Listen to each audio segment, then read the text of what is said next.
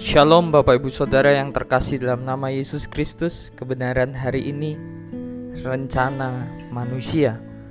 Kejadian 37 ayat 31 sampai 34. Kemudian mereka mengambil jubah Yusuf dan menyembelih seekor kambing, lalu mencelupkan jubah itu ke dalam darahnya. Jubah maha indah itu mereka suruh antarkan kepada ayah mereka dengan pesan, "Ini kami dapati. Silahkan Bapak periksa apakah jubah ini milik anak Bapak atau tidak." Ketika Yakub memeriksa jubah itu, ia berkata, "Ini jubah anakku. Binatang buas telah memakannya." Tentulah Yusuf telah diterkam, dan Yakub mengoyakkan jubahnya, lalu mengenakan kain kabung pada pinggangnya, dan berkabunglah ia berhari-hari lamanya karena anaknya itu. Bapak saudara, Yusuf yang pada saat itu mendapat julukan si tukang mimpi atau seorang dreamer, ia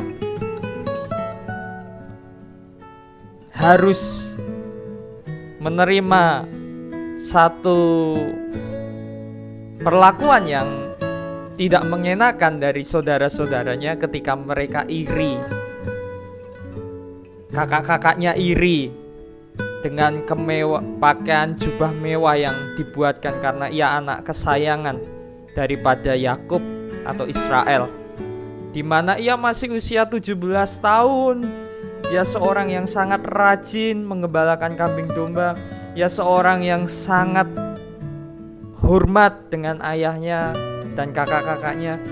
Dia memiliki mimpi dan mimpi itu diceritakan. Akan tetapi ternyata mimpi itu tidak mengenakkan bagi saudara-saudara. Nah, kita perhatikan, manusia memiliki niat jahat, tetapi Tuhan memiliki rencana yang baik. Kita melihat Ruben, ia memiliki niat menjadi seorang yang sangat ingin melenyapkan Yusuf, adiknya. Akan tetapi niatnya tidak terlaksana. Pada akhirnya Yusuf hanya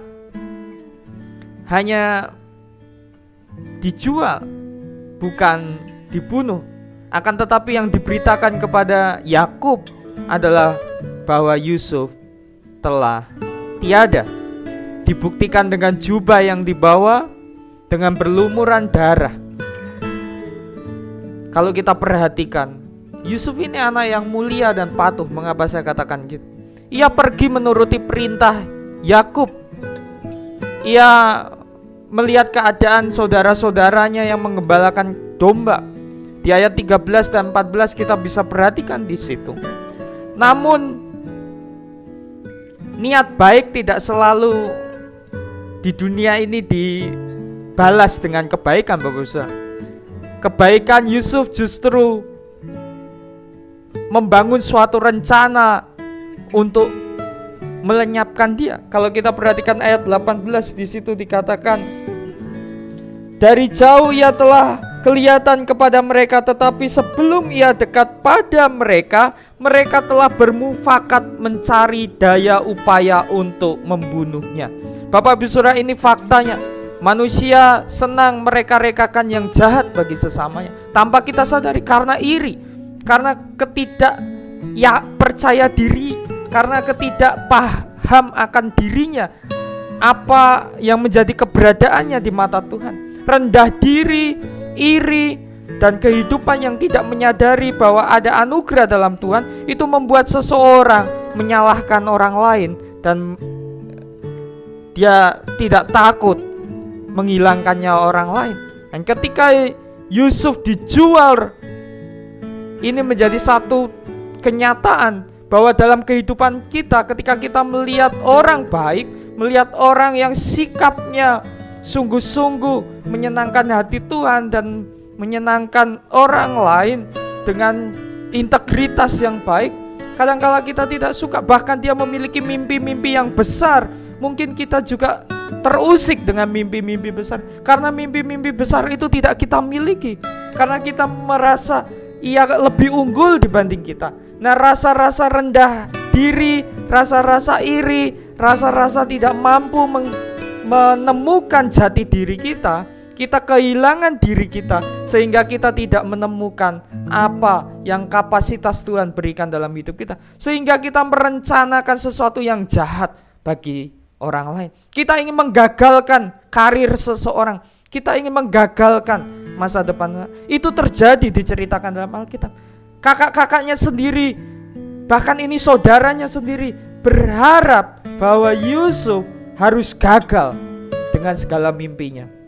Bapak Ibu Saudara, tetapi fakta hari ini yang harus kita yakini, kebenaran hari ini, bahwa rencana Tuhan bukanlah rencana kegagalan.